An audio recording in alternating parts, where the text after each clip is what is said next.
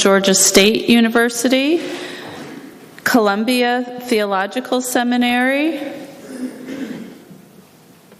and is a trained end-of-life doula. She occasionally teaches undergraduate courses at GSU in the Religious Studies Department. She assisted in the creation of the Pathway to Chaplaincy, secular training through the GSU Religious Studies Department for master's students who are called to alternative methods of chaplaincy. Catherine has held positions at Abundant Love and UUCA. Please welcome Catherine Moore. And her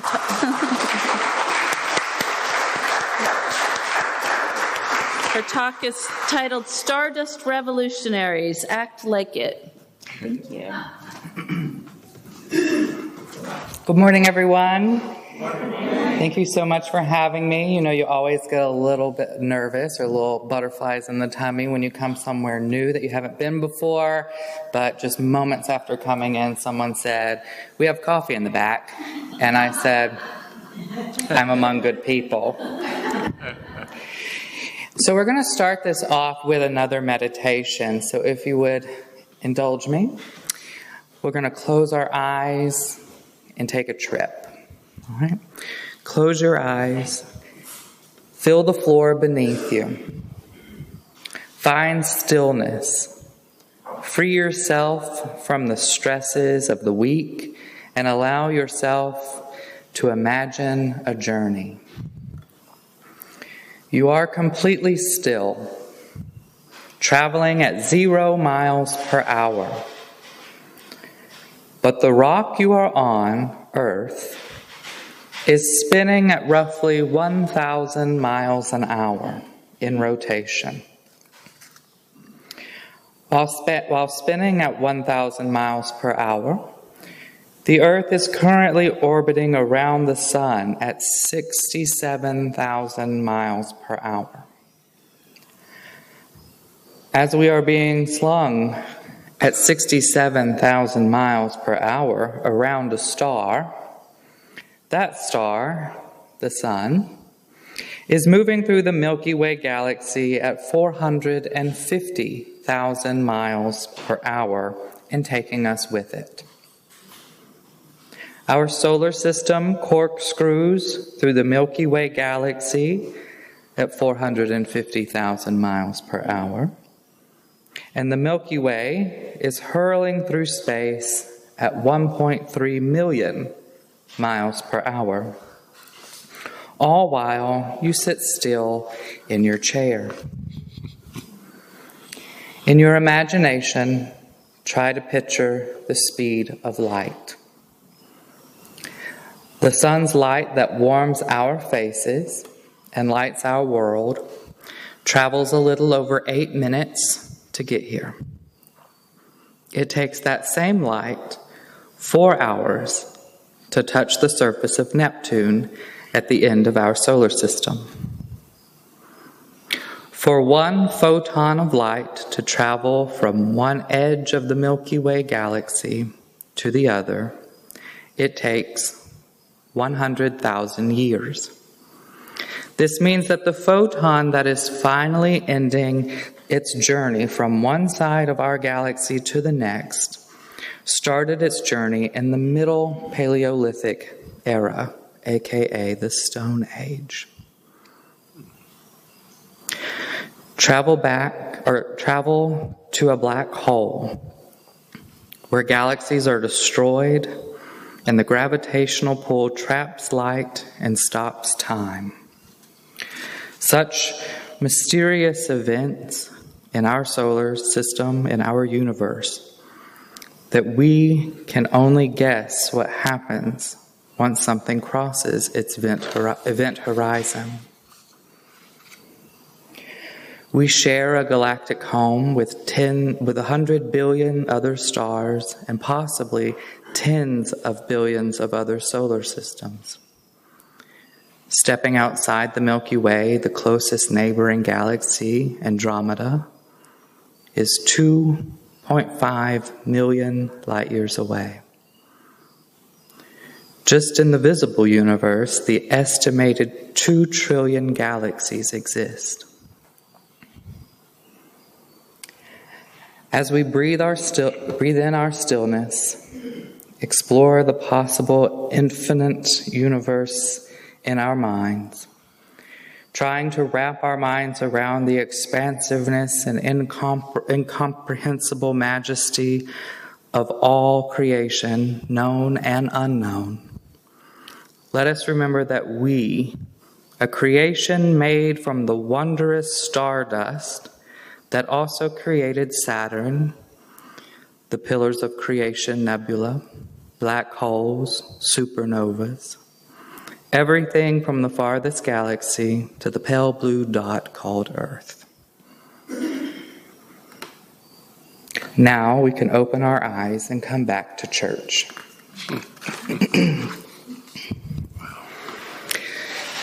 Today, I think we are called to think about the state of our nation and world. To think about the realities of those on the outskirts of society, the same people who are under attack daily, that are the same people we cannot live without.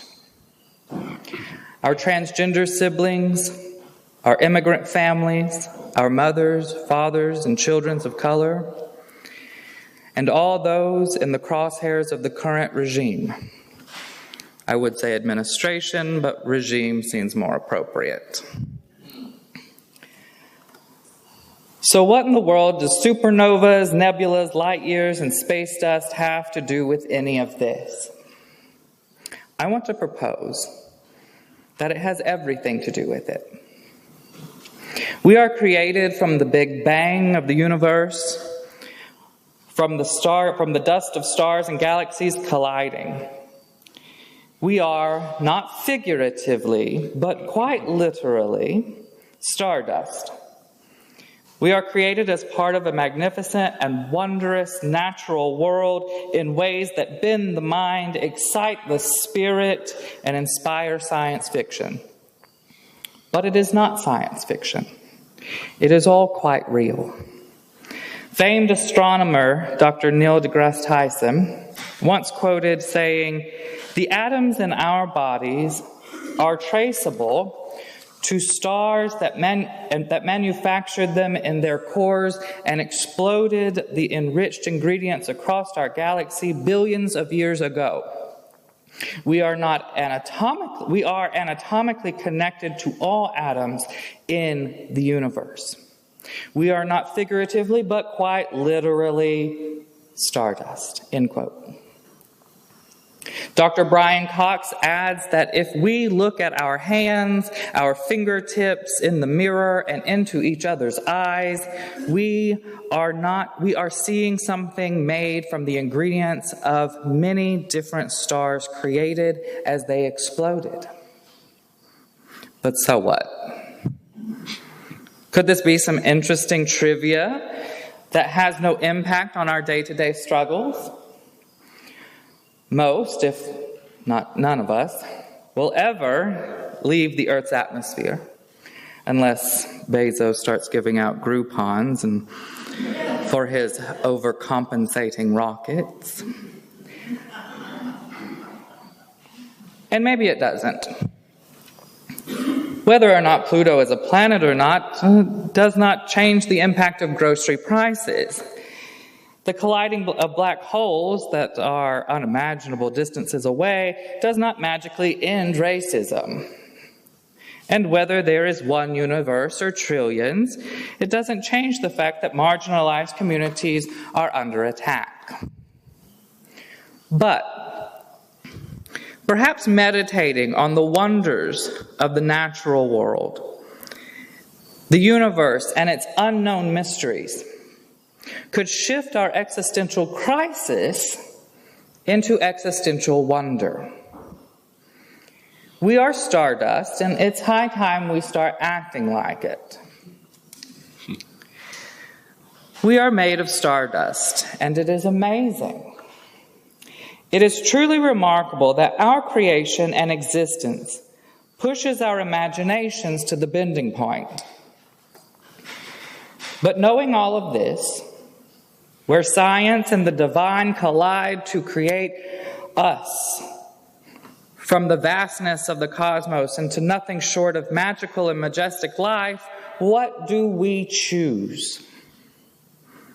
Living on a planet that provides everything we need to survive in abundance and peace, what do we choose? Knowing all of this, mankind closes off our philosophical, moral, and ethical imagination. All of this, and we choose credit scores to decide who's worthy. Imaginary lines that we call national borders. Profit margins to justify actions, patriarchy, a modern Gestapo that kidnaps the innocents and terrorizes the vulnerable. We choose to enslave people through chattel, through economic structures, through laws, through gentrification. We choose to abandon loved ones and kill based on gender expression, consensual romance, and sexual organs. We choose to destroy people, communities, and societies over resources artificially created scarcities and setting the value of human life to an amount of money. Gold, the very thing that many of us are wearing around our necks, on our fingers, and our ears, was created by the collision of supernova and neutron stars way before the creation of our solar system. And we choose to kill our brothers and sisters over it. Something that was made in the wondrous ways and not for our monopoly. We choose to lie, cheat, murder, rape, and plunder lands, nations, and societies over things that were majestically made, but not for us. We kill over material things, derive power from corruption, and squander the natural world of plenty and call the starving weak, lazy, and expendable. And yet we choose to believe that this is normal. That we can give and take value of things and people based on a made-up system. We speak of a system of wealth and credit as if it were real, and wave away the wonders of the natural world as Star Trek nonsense. We choose to believe in a system of make-believe that harms our world, leaves people homeless, and justifies the murdering of the most vulnerable. We choose this. This is the world we have shamefully created. We cannot give into the argument that this is what the real world is. We can and we must rethink, reshape, and revolutionize. We are called by the very nature of how we came into existence to be Stardust revolutionaries. So as we continue our fight for liberation, let us also remember that firstly, all systems of oppression are interlinked. That LGBTQ liberation is tied up with racial liberation. Disability liberation is tied up with environmental justice. Prison abolition is tied to gender justice. Immigration is tied to economic justice. That all specific labors of liberation are tied to the whole universe of creation. Secondly, let us remember to challenge our way of thinking about liberation and what systems we want to free ourselves from. We must challenge our philosophical imagination. Even as we dedicate ourselves to liberation, we stop short of the potential of our species. We have grown to accept the systems that are used to exploit and oppress. We have become content only to fight within the suffocating limits of our human imagination. But I propose we are called to more. We are called to astronomical, boundless, expansive, and star-filled imaginations. We are called to think about what love looks like on a scale that matches that of the universe. We are called to think and act for our fellow creations as if we are born from the stars, because we are made of stars. We are called to be Stardust revolutionaries. Sally Ride, the first woman in space and galactic lesbian, said, "The stars don't look bigger, but they look brighter. All adventures, especially into new territories, are scary," end quote. As Stardust revolutionaries, let us take our philosophical imagination of liberation into new territories and begin and beyond the new frontier. Let us allow ourselves to face the scary terrain of radical liberation and love. Let us not be confined to the standards, but allow ourselves to exist in existential wonder about our world, planet, creation, and what it could look like, and work to make it a reality. At the beginning of my sermon, I asked us to use our mind's eye to try to imagine the vastness of space. We can only imagine from our seats the magnitude of the universe. Many people meditate on the universe and experience an existential crisis, contemplating the pointlessness of human life in comparison to the potential eternity of the universe. Contemplating the insignificance of such a small and finite biologic, getting lost in the incomprehensibleness of the unknown universe. But I implore us to not get lost in the existential fear, but to give in to existential wonder. If we allow ourselves to exist in wonder, we cannot help but see ourselves as the stardust we really are. We cannot help but challenge the world to be better, to see the preposterousness of war, oppression, and bigotry, to pay witness to the galactic divinity of human love, to be in awe of the nebula that is the human experience.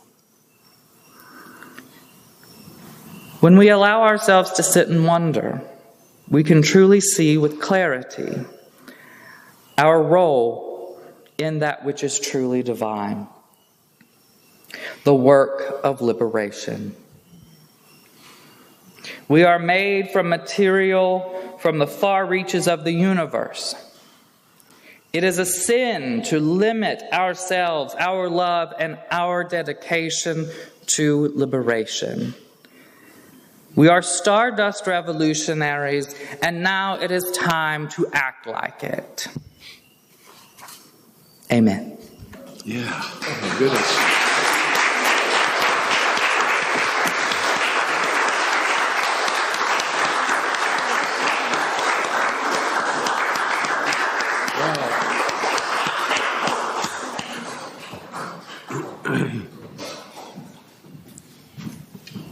That was great, Catherine. Thank you.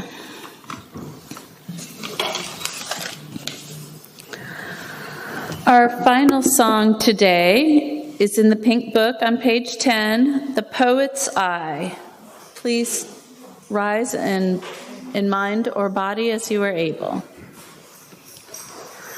Well, thanks to Catherine, we've just been using our mind's eye, and now we get to sing about the poet's eye. Funny how things work out.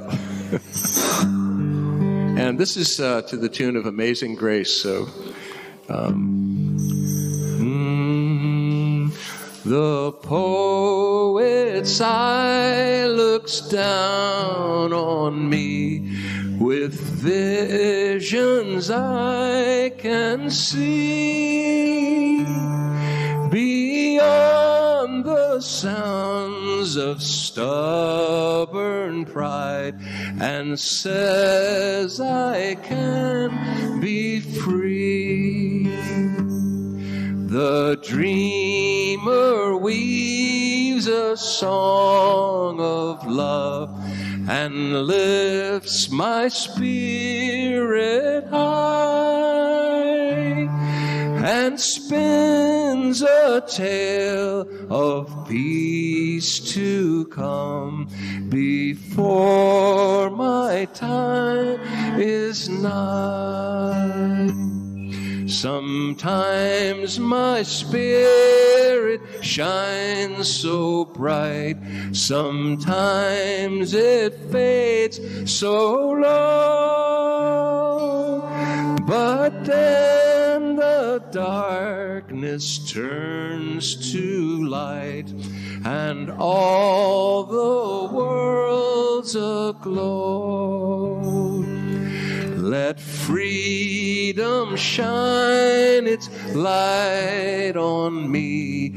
Let courage take my hand. But then the darkness turn like seeds. Let peace grow in the land. Thank you, Craig. You're welcome. Thank you. We were born of stars, and in death we will return to them. Let's not strive to be black holes in the meantime. Let's illuminate the world instead of darkening it, instead of tearing it to pieces. Let's prove we are worthy of being stardust. Unattributed. As we transition to eating together, please leave the cushions on the chair, because I like to sit with the cushions while I'm eating too. So join us. Thank you. All right.